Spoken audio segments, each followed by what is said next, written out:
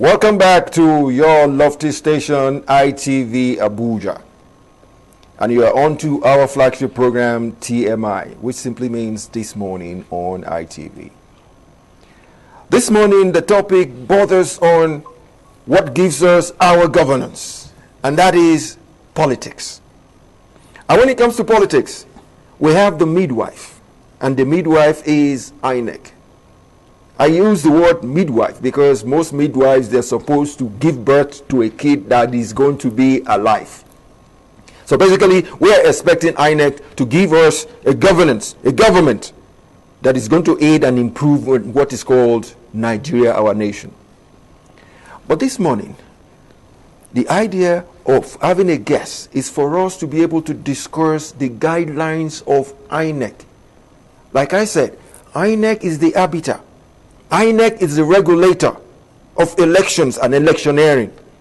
So whatever INEC is throwing out at the political parties, they should be ready to adhere to it.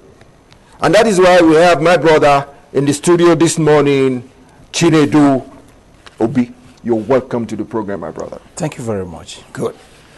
Like I said in my opening, we're talking about governance, and there is no way we can talk about governance without talking politics. And there's no way we can talk politics without talking INEC. That's right. INEC has reeled out its guidelines for political parties to strictly adhere to. I know basically you are biased one way or the other because you have an inkling. Just like every other Nigerian has an inkling to believe in Party A, Party B, Party C, or Party D. You have your own inkling too. But at the same time, let me throw it at you that INEC has thrown out loads and loads of guidelines. Let's try and pick a few of them because time might not be on our side. Let's think in terms of violence in politics. What do you think can be done? Because it's happening on a regular basis. It happened in Gombe. It happened in Zamfara. It happened in Jos. I don't pray that it keeps happening, but we're looking at it. Hypothetically, it might keep on happening. What are political parties supposed to be doing to mitigate this element of violence in politics? Because you won't have a party in your house, a private social party, and bring in hoodlums to come and disrupt your party. If your party is disrupted, I mean a social party this time, that means somebody on the outside is doing that to you. So what do you think political parties should be doing, should be thinking, and how should they relate to themselves? Thank you very much. First, thank you for inviting me. You're welcome. You ruled out INEC is our regulator. They are the ones that set the guidelines that political parties follow. Let me give you a history to violence in our political system. Go ahead. Ideally, politics shouldn't be the kind of fight we have today. It is because during the military era, there were so many failed transition attempts that by the time in 1999, when the military now wanted to hand over, only very few people believed in the process. And those were the die-hard people who were really not the characters you would have expected to be in politics. What happened? Because the other ones were scared, are you sure the military is willing to hand over? So very credible people didn't participate in the process. So just people you would think on a good day are not the proper persons to enter politics. So what happened? They occupied politics from 1999 and had now set the wrong parameters for politics. Of course. Are you saying the politicians we have now are not the real politicians, or they are not up to speed? I went history line. I'm not saying the politicians we have now. I'm telling you the beginning of... You're painting us a picture, Benicio. So you find people who really didn't have the competences to be in the offices they occupy. So what do? They introduce other ways of making up violence. You must do it the way I want it, whether it is right or wrong. So that is the beginning of the kind of violence politics we have today. But thank God, it's changing by the rules. What INEC is trying to do now is to see how it could, through guidelines, make the place a bit more friendly. You realize that Nigerians are beginning to have some sort of, if you like, confidence in the process, because in the last few elections, you could see that the elections represented more or less the feelings of the people. So the process is gradually becoming credible. Now, the idea of guidelines is to ensure that people don't bring those other things that divide us, that take us away from the main issues, but put the eyes on the ball. So I think what political parties need to do is to play by the rule, as having said by INEC.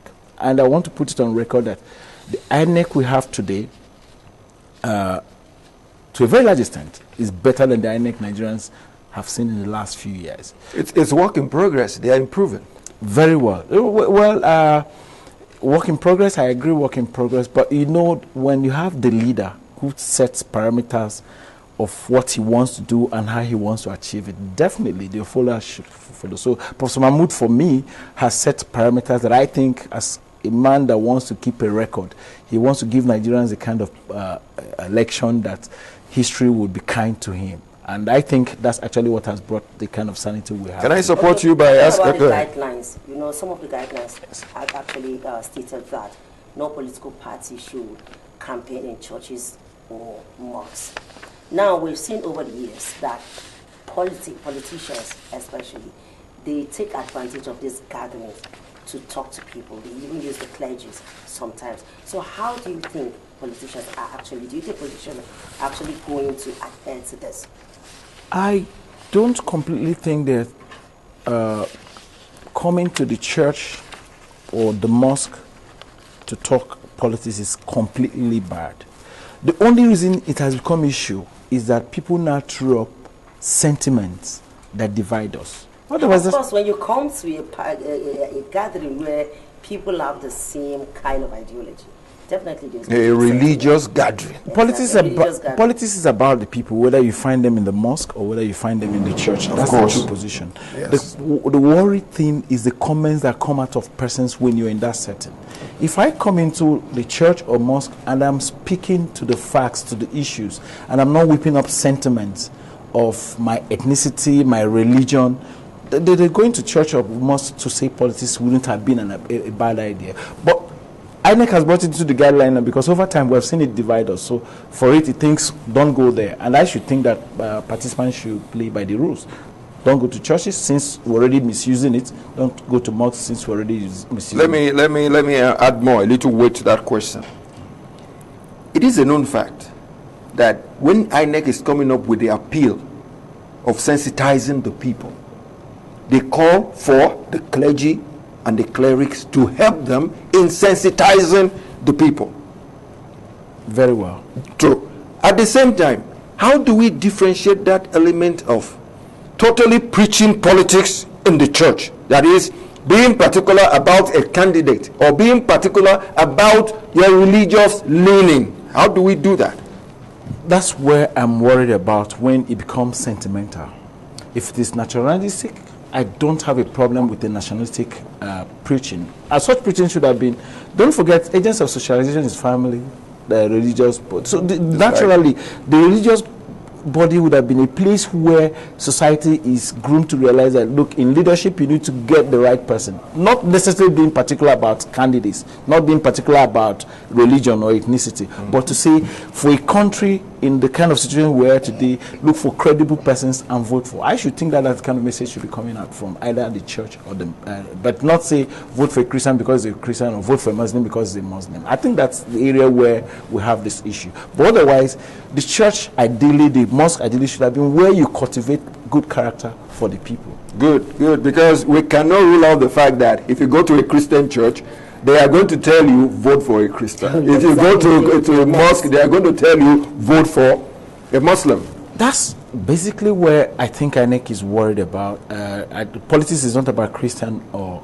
religion, but of course, I don't want to sound to say it is the experience of the last few years where there are certain issues that have come up that people have become sensitive. We've had in this country in the past where nobody really cared who was our president, who was in charge. Those issues of my religion has to be there now is because of the experience of the last few years. Otherwise, I don't do you think religion, let's go digress a little bit, do you think religion should play a huge role in our governance? And again, to add to that, some persons also see that you cannot separate politics from religion. That's correct. I'm going to say, you remember when we say we're looking for God-fearing leaders? If they're God-fearing, so that's where religion Please. If both Christianity and Muslim religion taught us how to be good people, how to play by the rules. Expectedly, if persons who adhere to these faiths go by the books, I should think there shouldn't have been a separation between politics and religion, because religion should actually have been where you cultivate the character that will represent the people. And give us a good governance. Absolutely. There's another element in these guidelines, COVID-19 protocols. And in time past, we've seen those who make the rules, who set the rules, gather together in places where they don't even observe this COVID-19 protocol. So for me, I am worried. This COVID-19 protocol that is in the guideline, that it must be adhered to, how do you see this being achievable? Well, to a large extent, I think we've been compliant in terms of observing the NCDC. To an extent, I say to a large extent. To a large extent. Let's hear you out. Ideally, if you realize that you're gathering a crowd of people, sometimes it's difficult to control the crowd. But during elections, you've seen cases where INEC set guidelines of the 2 meter square social distancing. You have the issues of wash your hand. There are certain parameters INEC has set in the guideline that have gone a large way to control people in terms of when they go for election. The one that's a bit problematic is the main rallies, where you can't control the kind of persons that come in, and politicians will go and rent crowd. And some of those crowds, some of them are not even members of. Is that what you? I said some. I didn't say. I didn't say myself. I said some politicians will go and rent crowd. Too. No. I don't rent crowd. I don't rent crowd. So with that, controlling, strictly adhering to COVID-19 is a bit unachievable. But the truth about the matter is that we thank God for the guidelines that we put in place that have controlled to an extent. At least today, you have guidelines that make you have some distances between yourself and the next person, even from the time you vote, even at the time of campaign. But that of the campaign has really not. Good. So it is safe to say that this can only work during the voting process. It's safer during the voting process than here. Controlling this kind of crowd, observing those 2 meters is almost impossible. But we thank God that God has given a natural sanitizer to Nigeria, that the situation is not as bad as it is in some other times. You're a typical Nigerian. let me move forward a little bit. That's just in a lighter mood. Now let's go to the political rallies per se. The guideline says if you're going to have a rally, you should inform the police, you should inform INEC. Let me add another caveat to it. INEC says at these rallies, there should not be weapons. Maybe machetes, maybe sticks, and the rest of them. Guns. Or guns, or this or that. But if you notice lately, there is hardly any rally that happens anywhere that there is no skirmish. There is always a fight, maybe on the fringes, or maybe in the core itself, there is always a fight somewhere. What are political parties doing to adhere to this aspect of violence, one, the kind of weapons you bring, and the fact that you should inform the police when you're having a rally, so that they can help in mitigating the violence when it's going to happen? What are you doing in sensitizing your followers that will probably come with those instruments, and at the same time being able to engage the police to give you a hand? Actually, political parties do their best. They follow the guidelines. The guideline says give notice to INEC and police within 10 days, before you can carry out. Also sending list of your ESCO, particularly the organizing secretary, so that they can know who to hold responsible in case there are issues. Those guidelines are followed. But of course, I talked about desperation of politicians, some politicians, which is actually why people sometimes, the hierarchy of the party, I can tell you as a party leader, follow the rules. But sometimes you can talk about yourself, talking about those other persons that are rented. Like I said, when you rent a crowd, you might not know the characters of the persons you're renting. And sometimes it is not the political party themselves, but the candidates. Okay, are you saying that even if you do not rent a crowd and this crowd comes, you can vouch for each one of them? It's difficult to. Let me tell you, ideally, I like to speak to the facts. In Nigeria today, sometimes it's the same people you find in PDP rally that you find in APC rally. Because what they do, they're not, majority of them sometimes are not members of the party. You rent them to create a picture that, oh, we have followers. And if you have seen the art of sin, you discover where people are settled for coming, people who are in charge of mobilization, paying either to 2,000 or 1,000 for mobilizing the crowd. Yeah, that could just be for feeding. When somebody whatever it is, that tells you that they are not members of the party. If they're members of the party, that activity would not happen. There would have been some eternal. In cognizance of what she said, how will you move somebody 50 miles or 100 miles away to a political rally and then not be able to give him he or her a hand? I'm not saying. The point I'm making is that we're talking about control. You can only control your members, but when you rent people that are not your members of political. Let's be specific about that element of renting. The element of renting is what. What do you mean renting? Understand? Do you say because I give you transportation is renting? Because I know that some persons have. If we're speaking, we're educating Nigerians. We need to tell them the truth. Exactly. Of course, I like to use when I'm on the studio. I say it the way it is. When they don't sound very good, but that's exactly what it is. What I'm trying to say is that, for instance, let me make an instance with you. Maybe you are a candidate for a particular party, and you have this massive followers, not rented followers. Now my question is, can you vouch for these, your massive followers, when you call them together? And going by what you said, that if they were party members, that activity would not have taking place at the rally. That means it would have taken place maybe at the party. So with this massive following, and there are thousands, would they troop to the political office and they will be seen one by one?